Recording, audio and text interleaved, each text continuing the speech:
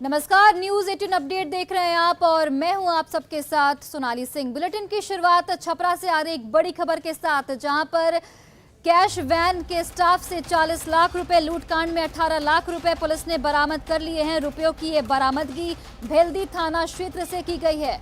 आपको बता दें कि 6,50,000 रकम की बरामदगी खरीदहा गांव में आरोपी सोनू कुमार के घर से की गई है। वहीं 6,50,000 रकम की बरामदगी खरीदहा गांव में आरोपी सोनू कुमार के घर से की गई है। ये रुपए मिट्टी में दबाकर रखे गए थे। वहीं 3,50,000 रुपए भेल्दी के ही दूसरे इलाके से बरामद की गई है, जबकि 8 लाख रुपए अंशु की गिरफ्तारी के बाद पुलिस ने बरामद किए हैं। इस मामले में पैसा बरामद होने के बाद एक आरोपी सोनू की मां और बहन ने आत्महत्या कर ली। बता दें कि सोमवार की शाम करीब 5 बजे कैश वैन के स्टाफ मुकुंद पाठक से 40 लाख रुपए की लूट हुई थी, जिसके बाद पुलिस ने जांच शुरू की और एक पेट्रोल पंप से सीसीटीवी फुटेज निकाला। मंगलवार को 2 आरोपियों की तस्वीर सामने आई, जिसमें बाइक पर लाल टी शर्ट पहनकर पीछे बैठा युवक आरोपी सोनू है, जिसके घर छापेमारी कर 6.5 लाख रुपए बरामद किए गए।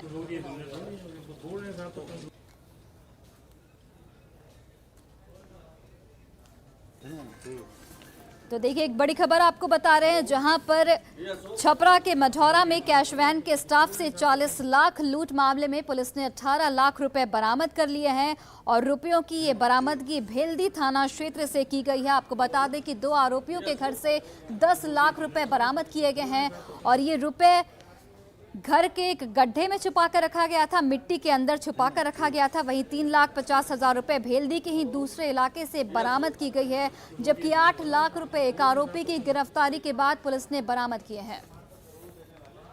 यही आरोपी सोनू का घर है, जहां से पैसे बरामद किए गए थे। आप देख सकते हैं कि ये गड्ढा जो है, इस गड्ढे में पैसे को छुपा करके रखा गया था और यही वो गड्ढा है जहां से पुलिस ने खोद करके पैसा बरामद किया था और उस कैश को लेकर के गई थी। जिसके बाद आज सुबह एक और खबर आई कि इस घर के अंदर में उनके 2 परिजनों ने सुसाइड कर लिया। इस घर के अंदर उनके शव है और फोरेंसिक की टीम बुलाई गई है। मौके पर फोरेंसिक की टीम आने के बाद आगे की कार्रवाई की जाएगी। तो कहीं ना कहीं इस पूरे मामले का पुलिस ने खुलासे का दावा किया है। पुलिस का कहना है कि जो सीसीटीवी में आरोपी दिख रहे थे, उसके आधार पर जो सभी आरोपियों की पहचान कर ली गई है। हथियार भी बरामद हुए हैं, 5 गोलियां भी बरामद हुई है। जो लूट में प्रयुक्त हुई थी, बाइक भी बरामद कर ली गई है। तो पुलिस से अब इस पूरे मामले का खुलासा जरूर कर लिया, लेकिन एक नई बात जो सामने आई है कि 2 लोगों ने, उसके परिवार के लोगों ने सुसाइड कर लिया है। तो उस सुसाइड के पीछे के क्या कारण है, उसके जांच के लिए पुलिस ने अब फोरेंसिक टीम की मदद ली है और फोरेंसिक की टीम आने के बाद ये स्पष्ट हो पाएगा कि वास्तविक मामला क्या है। लेकिन जो बताया जा रहा है कि अंदर में उसकी सोनू की बहन रूपा और उसकी माँ ने फांसी लगा करके आत्महत्या कर ली है। संतोष गुप्ता, न्यूज़ 18 छपरा।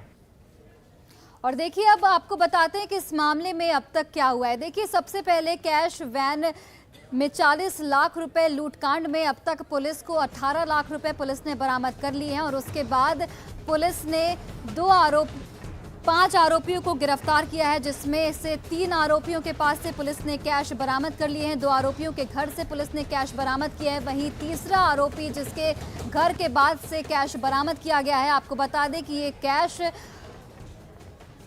मिट्टी का एक गड्ढा बनाया गया था, उसके अंदर छुपा कर रखा गया था। और आपको बता दें कि इसमें एक बड़ा अपडेट ये है कि आरोपी जो सोनू है, उसके घर से कैश बरामद होने के बाद आरोपी की मां और बहन ने सुसाइड कर लिया और पुलिस इस पूरे मामले की जांच में जुट गई है कि आखिर आत्महत्या की वजह क्या है।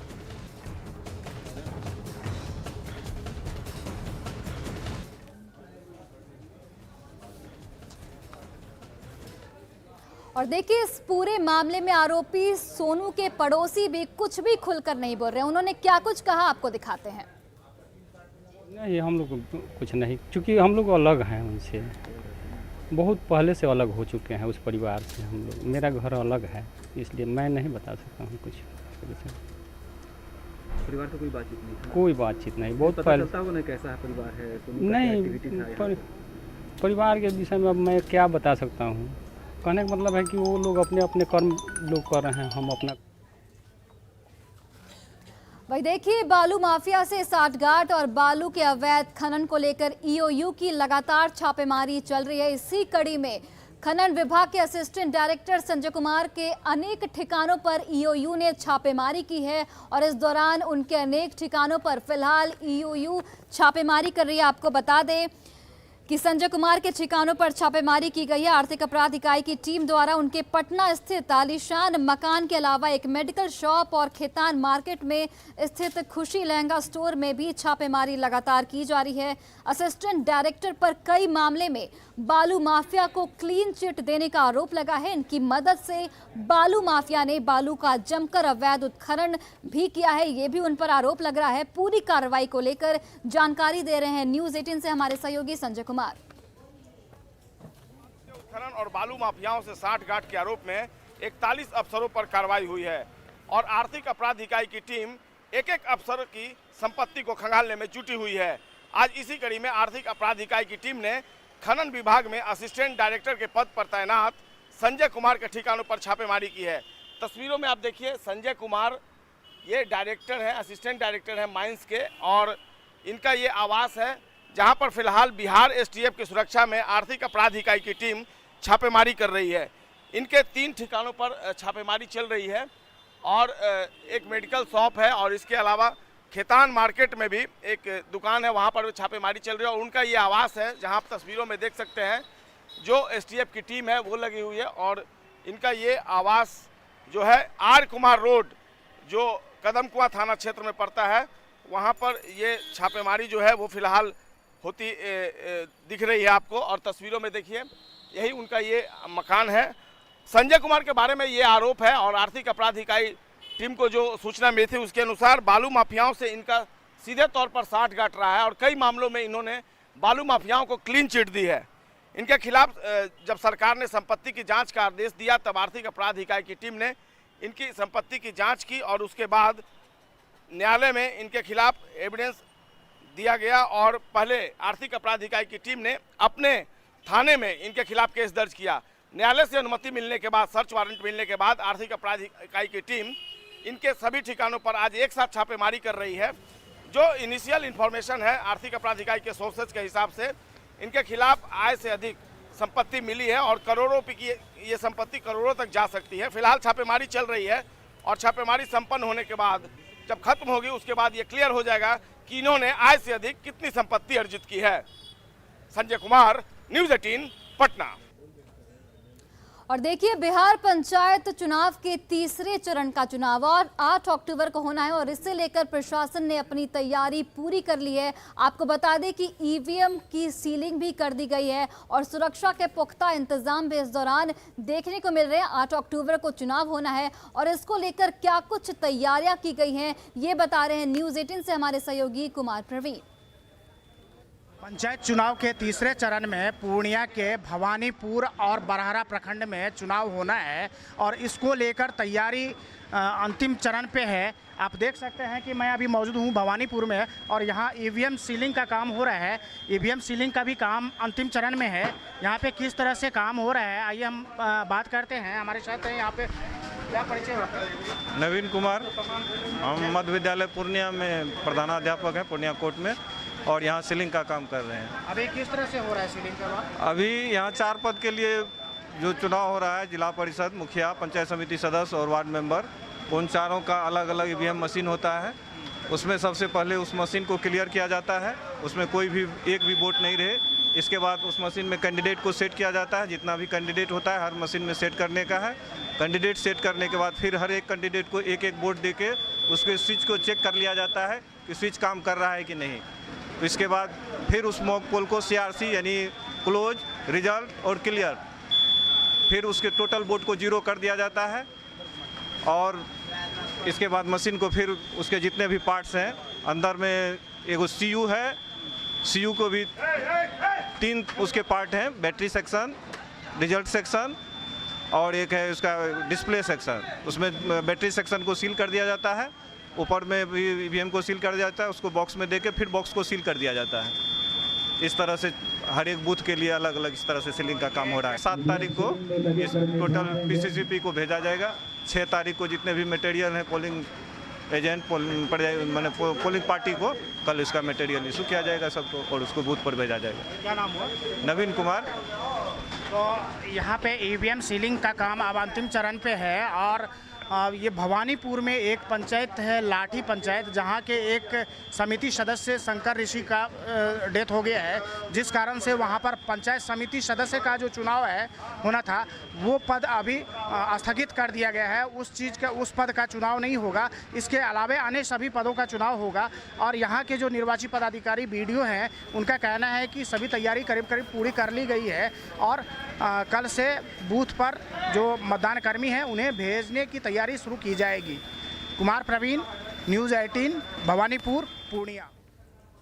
और देखिए, बिहार पंचायत चुनाव में इस बार कई तरह के रंग देखने को मिल रहे हैं। अगर बात पूर्णिया के भवानीपुर जिला परिषद संख्या 7 की करें तो वहां पर रुपौली की विधायक बीमा भारती की बेटी रानी देवी इस बार चुनावी मैदान में है। और आपको बता दें कि रुपौली की विधायक बीमा भारती और दबंग पूर्व प्रखंड प्रमुख अवधेश मंडल की बेटी रानी कुमारी इस बार चुनाव लड़ रही हैं। रानी की मां बीमा भारती 5 बार से रुपौली की विधायक हैं। रानी ने जीत के बाद जनता की सेवा का भरोसा दिया है। मम्मी पापा को बचपन से ही देखते आई हूँ कि वो जनता का सेवा करते आ रहे हैं, तो मुझे बहुत अच्छा लगता है वो जिस तरह से लोगों का जितना भी प्रॉब्लम है उसका सब कुछ सॉल्व करते हैं। तो मेरे मन में भी है कि मैं भी जाऊँ जनता में और उनके जितने भी प्रॉब्लम है उनको सुनूँ, समझूँ और उसमें परिवर्तन करूँ। तो मेरी मम्मी पापा इतना अच्छा काम किए हैं कि लोगों में इतना प्यार है कि सब लोग मुझे पहचान रहे हैं कि ये मतलब बीमा भारती और अवधेश मंडल जी की पुत्री है।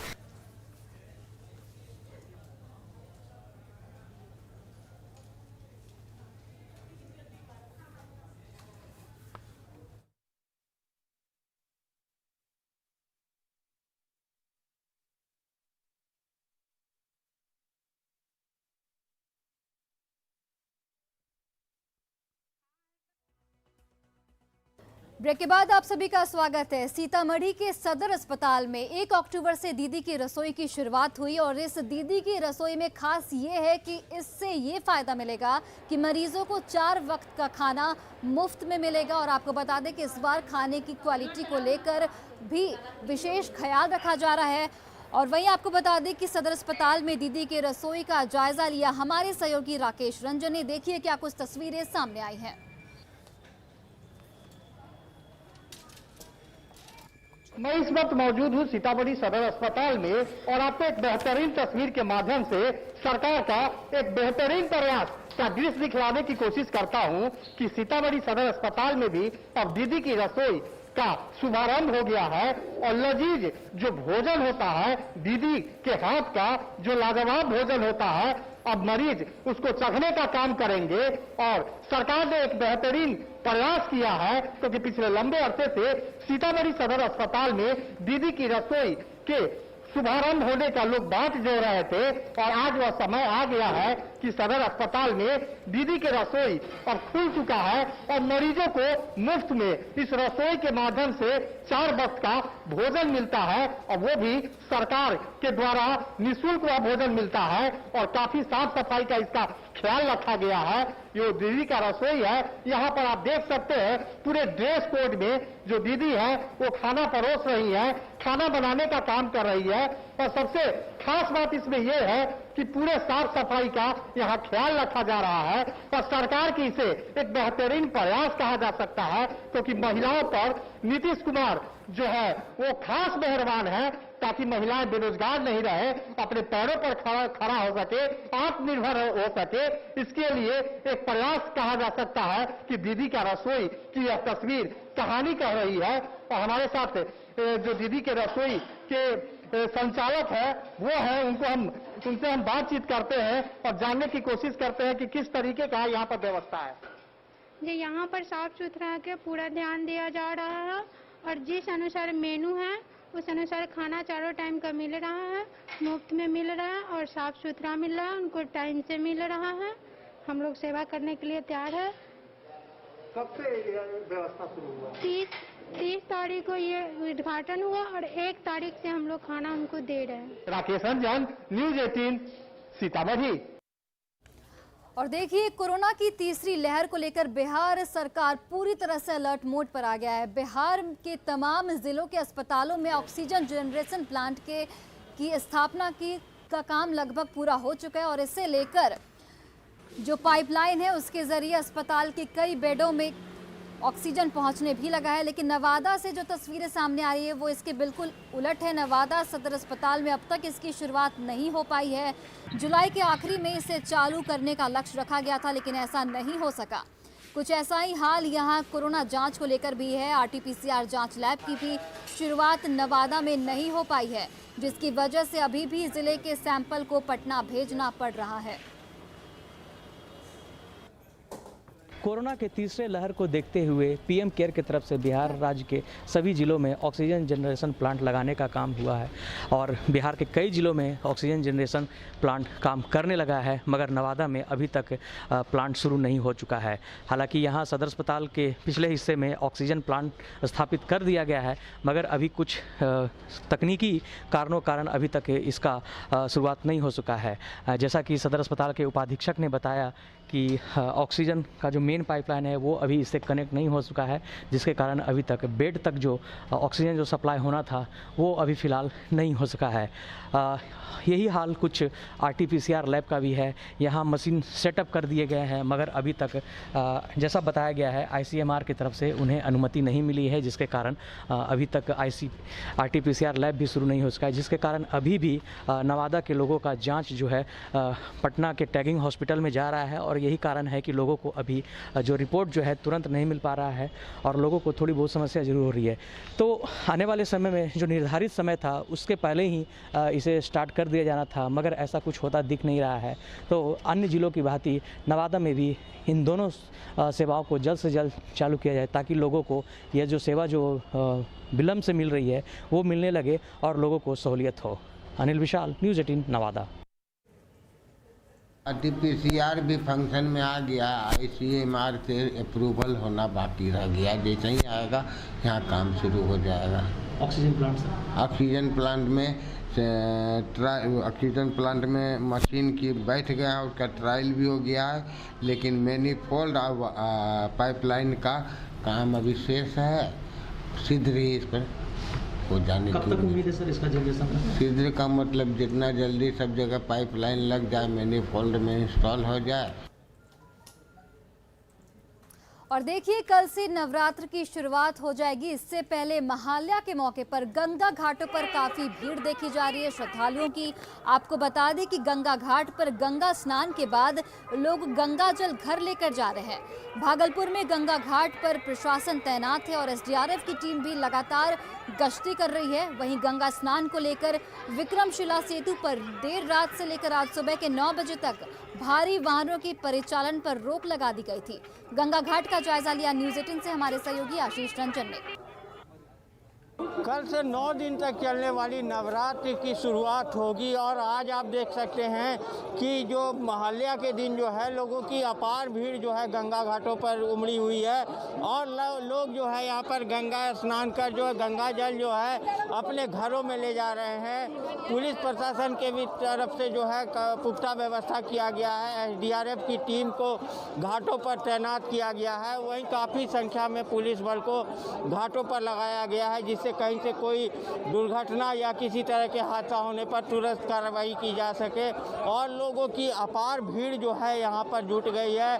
भागलपुर शहर में जो है विक्रमशिला सेतु को देर रात 2 बजे से जो है बाहरी वाहनों के लिए बुधवार 9 बजे तक के लिए बंद कर दिया गया है, जिससे जो श्रद्धालु गंगा घाटों पर आ सके उसके कारण जो है कहीं से जाम की स्थिति ना हो, इसको लेकर भी पुलिस प्रशासन की ओर से पूरी तैयारी कर ली गई है। लेकिन सबसे बड़ी बात है कि जो गंगा घाटों पर स्नान करने के लिए लोग आ रहे हैं, कहीं से भी कोरोना को लेकर कहीं कोई डर नजर नहीं आ रहा है।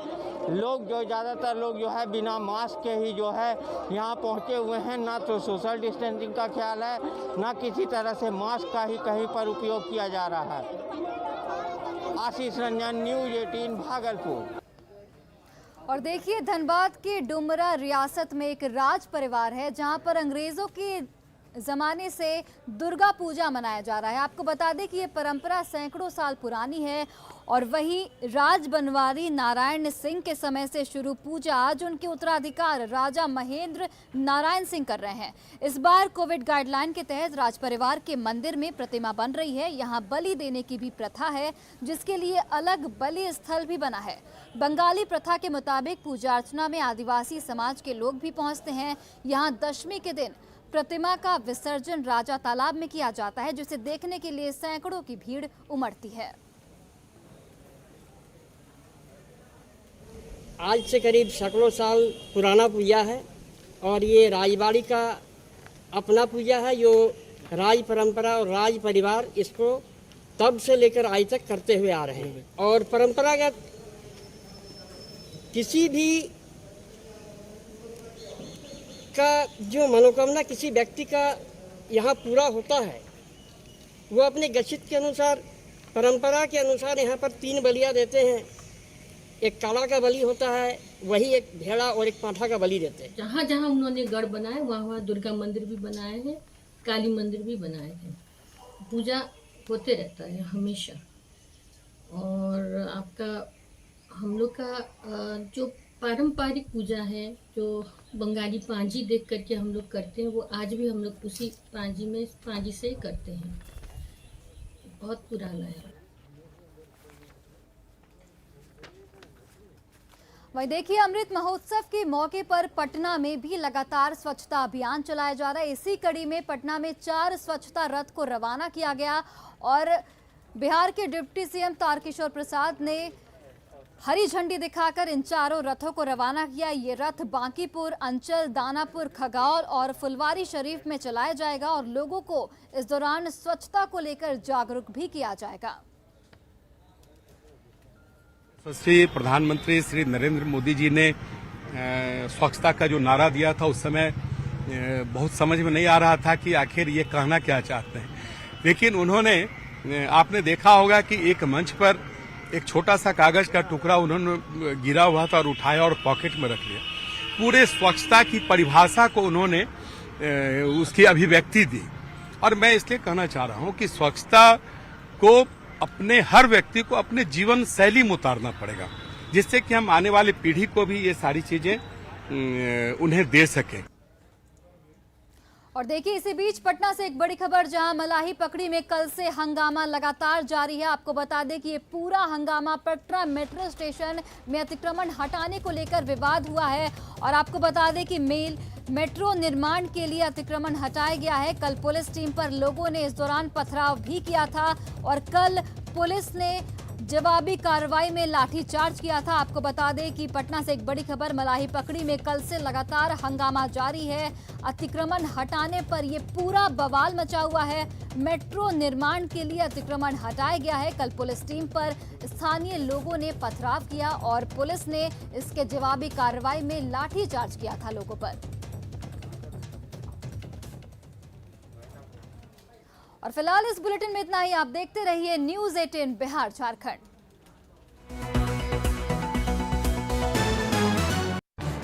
इस न्यूज़ हेडलाइंस के प्रायोजक